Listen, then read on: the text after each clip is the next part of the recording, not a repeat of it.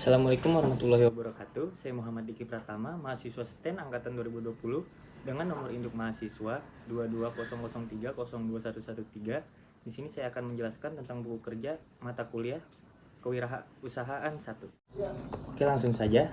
Di buku kerja yang pertama ada rekaman mengidentifikasi peluang dan pengembangan ide-ide dalam wirausaha. Area fungsi bisnisnya adalah beverage. Nama pelaksananya adalah Muhammad Diki Pratama. Di sini ada 3 bagian, ada langkah-langkah, kriteria, dan rekaman hasil.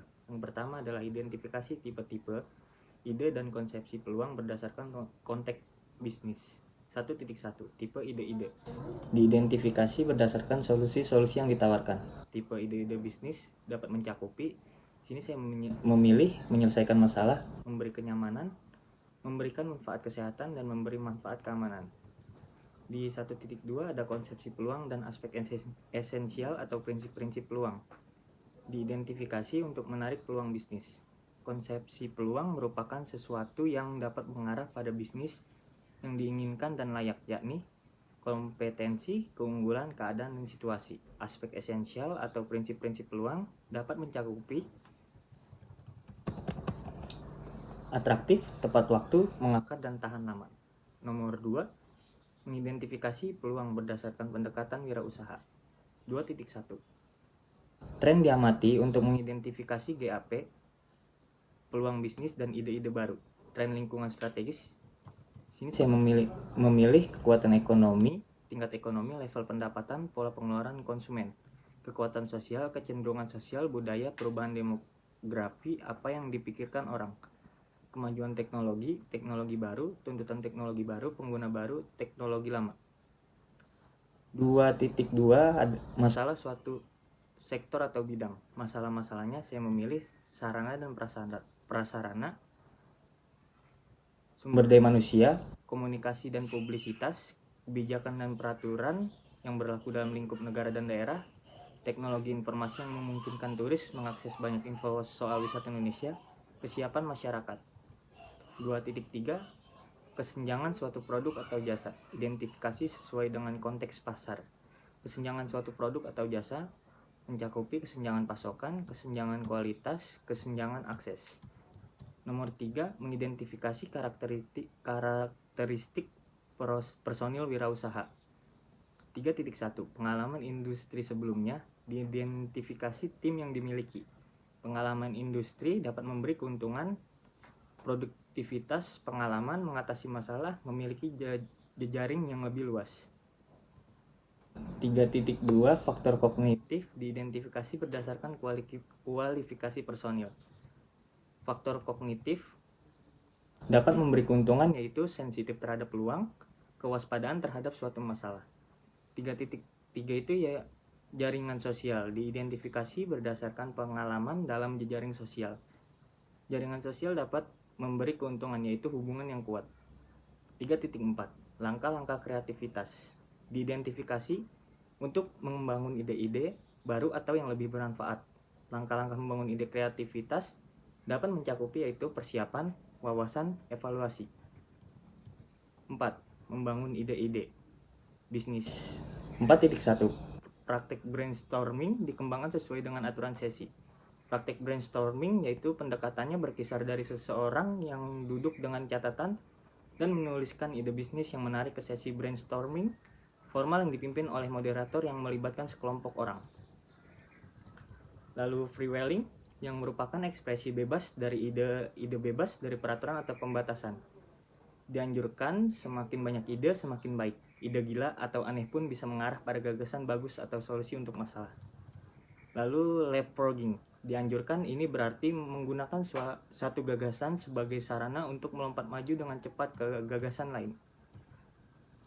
4.2 Dilakukan sesuai dengan kaidah-kaidah FGD. Kaidah-kaidah fokus group ialah 5-10 orang yang terkait isu, membantu menghasilkan ide-ide dan dipimpin oleh moderator terlatih. 4.3 Library and Internet Research dilakukan untuk mengembangkan ide-ide bisnis. Library and Internet Research adalah sosial media, viral. 4.4 Ide-ide bisnis, produk atau jasa diidentifikasi untuk dapat dikembangkan. Ide-ide produk jasa yang diidentifikasi adalah kedai bajigur. Di sini ada area bidang jasanya. Area fungsi dan bidang jasanya adalah beverage. Bajigur adalah minuman tradisional khas Sunda. Bahan utamanya adalah gula aren dan santan. Untuk menambah kenikmatan, dicampurkan pula dengan jahe dan garam. Selalu memanfaatkan media sosial dengan baik dan benar, mengutamakan kerjasama dan chemistry yang baik antar penjual dan pembeli, menyediakan tempat usaha yang strategis, bersih dan nyaman untuk pelanggan, tentukan partner bisnis yang dapat dipercaya dan bisa memajukan bisnis yang dijalani. Selanjutnya ada buku kerja yang kedua, membangun usaha yang efektif. Konsep bisnis. Produk atau jasa konsultasi adalah beverage, produk minuman Bajigur Yahut. Penyusun konsep bisnis, Muhammad Diki Pratama. Ada langkah-langkah, kriteria, rekaman hasil. 1. Menentukan produk yang akan dibuat konsep bisnisnya. 1.1 Nama produk atau jasa diidentifikasi berdasarkan karakteristiknya. Nama produk atau jasa Bajigur Yahut. 1.2 Deskripsi produk atau jasa diidentifikasi dengan berdasarkan tuntutan pemangku kepentingan, singkat, jelas, dan kata kunci. Deskripsi produk dan jasa. Bajigur adalah minum tradisional khas masyarakat Sunda. Bahan utamanya adalah gula aren dan santan. Untuk menambah kenikmatan dicampurkan pula dengan jahe dan garam. 1.3 Bentuk paket penjualan diidentifikasi berdasarkan kebutuhan pemangku kepentingan.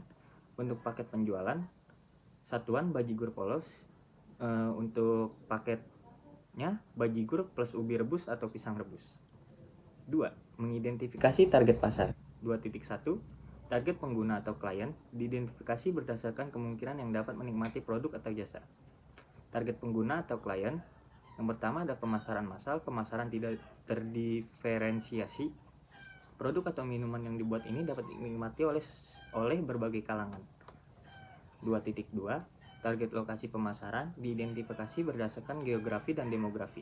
Target lokasi pemasarannya adalah distrik, provinsi. Target lokasi pemasaran yaitu di kota-kota besar seperti Jakarta, Bogor, dan Bandung. 3. Diidentifikasi alasan mengembangkan produk. 3.1 Kesenjangan produk atau jasa diidentifikasi berdasarkan hasil survei dan analisa. Kesenjangan produk atau jasa yang pertama adalah pasokan. Kami harus menambah jumlah pasokan bahan-bahannya seperti gula aren, jahe, dan santan setiap harinya untuk menghindari terjadinya kekurangan dikarenakan banyaknya peminat Bajigur di musim penghujan ini. 3.2 Peluang pasar diidentifikasi berdasarkan hasil survei dan analisa. Peluang pasarnya yaitu pengembangan pasar, menjual produk yang ada di pasar baru, baik segmen geografis atau baru. 4. Mengembangkan fitur spesial. 4.1 Tujuan produk atau jasa dan penggunaan diidentifikasi berdasarkan survei dan analisa. Tujuan produk atau jasa dan penggunaannya ada produk kenyamanan. Ini adalah jenis produk yang dibeli konsumen berulang kali. Produk belanja, konsumen biasanya menghabiskan lebih banyak waktu untuk membandingkan berbagai opsi dalam kategori produk belanja. 4.2 Fitur-fitur utama yang ditawarkan diidentifikasi berdasarkan analisa tujuan dan penggunaan. Fitur-fitur utamanya yaitu menu Bajigur polos, menu Bajigur plus ubi rebus, menu Bajigur plus pisang rebus. Untuk janji, produk minuman ini menjanjikan minuman yang enak, menghangatkan, dan menyehatkan. Singkat cerita, Bajigur Yahut adalah sebuah waralaba minuman sehat yang bisa dikonsumsi setiap saat. 4.3 Manfaat produk atau jasa diidentifikasi sesuai pemangku kepentingan. Manfaat produk atau jasa yaitu manfaat kesehatan. Jahe dalam Bajigur memiliki khasiat menghangatkan yang membuat tubuh memiliki tenaga cukup untuk menjalani aktivitas. Selanjutnya ada manfaat kenyamanan, memberikan kenyamanan pada setiap pelanggan dengan pelayanan yang sopan, cepat, dan ramah. 4.4 Reliabilitas produk atau jasa diidentifikasi sebagai jaminan keberlangsungan pengembangan bisnis. Reliabilitas produk atau jasa yaitu ruang lingkup rencana Bajigur Yahut akan dibuka di kota-kota besar yang ada di Indonesia. Area bisnis utamanya adalah Bogor, Jawa Barat. Yang kelima, ada mengembangkan tim manajemen. 5.1 Personal branding tim konsultan. Personal branding tim konsultan adalah sertifikat kedai bersertifikat halal, pengakuan masyarakat. Masyarakat menerima adanya kedai ini dikarenakan dapat membantu mempermudah mendapatkan minuman sehat dan menghangatkan. 5.2 Kualifikasi tim diidentifikasi sesuai kerangka kualifikasi nasional. Kualifikasi tim ialah level kerangka kualifikasi, level okupasi, karyawan dan pembuat kedai yang sudah berpengalaman di bidangnya. Selanjutnya ada buku kerja yang ketiga, analisa kelayakan usaha, produk atau jasanya Baji Buryahut, menyusun konsep bisnisnya Muhammad Diki Pratama. 1. Analisa kekuatan ide bisnis, produk atau jasa. Di sini ada potensi rendah, nilainya -1, potensi sedang nilainya 0, dan potensi tinggi nilainya 1. 1.1 Tingkat diinginkan pasar terhadap produk atau jasa. Mengambil keuntungan dari tren lingkungan, potensinya sedang. Menyelesaikan masalahnya, potensinya tinggi. Mengatasi kesenjangan yang tidak terisi di pasar, potensinya tinggi juga. Ketepatan waktu masuk ke pasar, potensinya tinggi. Luasnya gagasan, menambahkan nilai bagi pembeli atau pengguna akhir, potensinya sedang.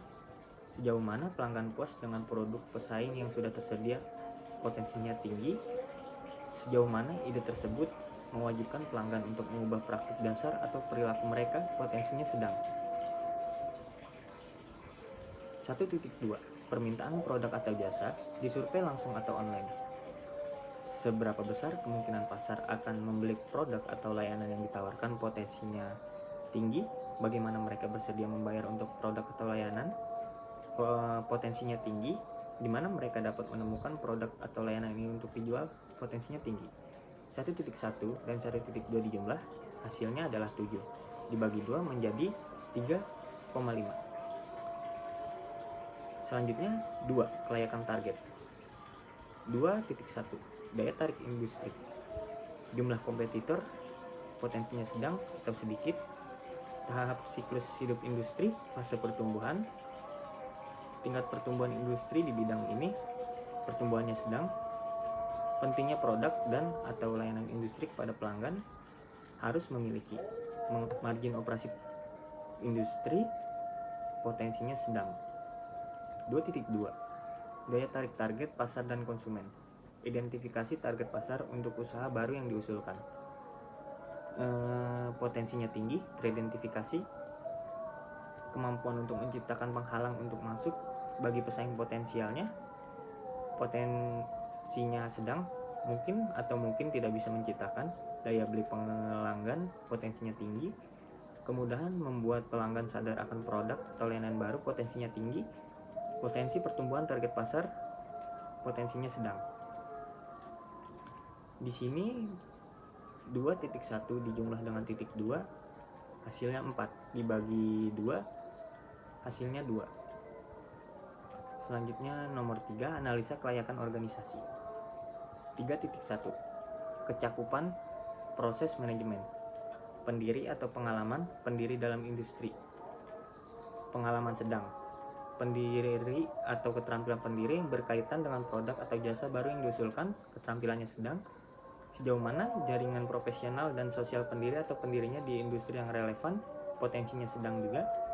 Sejauh mana usaha baru yang diusulkan tersebut memenuhi tujuan dan aspirasi pribadi pendiri atau pendiri, potensinya moderat atau potensi sedang. Kemungkinan tim bisa disatukan untuk memulai dan menumbuhkan usaha baru, sangat mungkin. 3.2 Kecukupan sumber daya. Karyawan dengan kompetensi spesifik, potensinya tinggi. Perlindungan properti intelektual pada aspek kunci bisnis tidak berlaku saat pemula. 3.1 dijumlah 3.2, hasilnya 2. Dibagi 2, totalnya 1. Selanjutnya 4. Kelayakan finansial. 4.1 Total modal awal yang dibutuhkan. Modal ekuitas atau equity capital, potensinya sedang.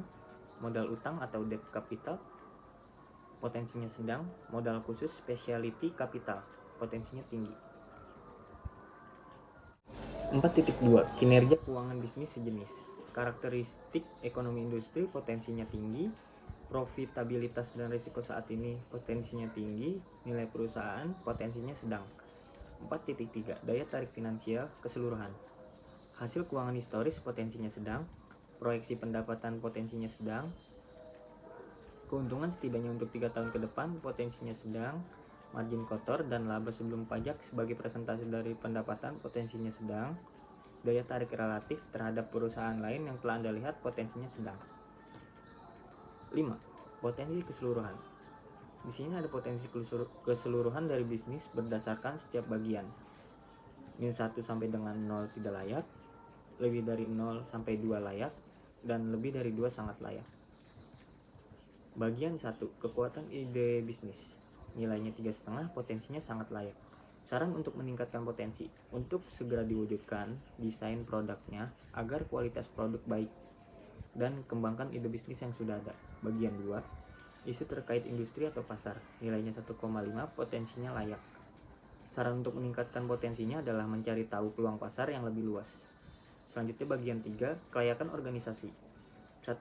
Nilainya 1,5, potensinya layak. Saran untuk meningkatkan potensinya adalah segera diwujudkan desain organisasinya.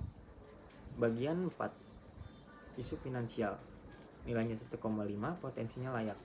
Segera mewujudkan dengan pembiayaan dan mencari investor untuk produksi yang lebih banyak agar lebih berkembang dan maju.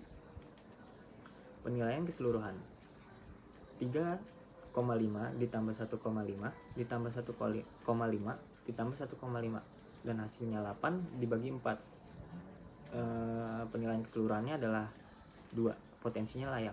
Segera ditindaklanjuti langkah pengembangan bisnisnya. Di sini ada ringkasannya.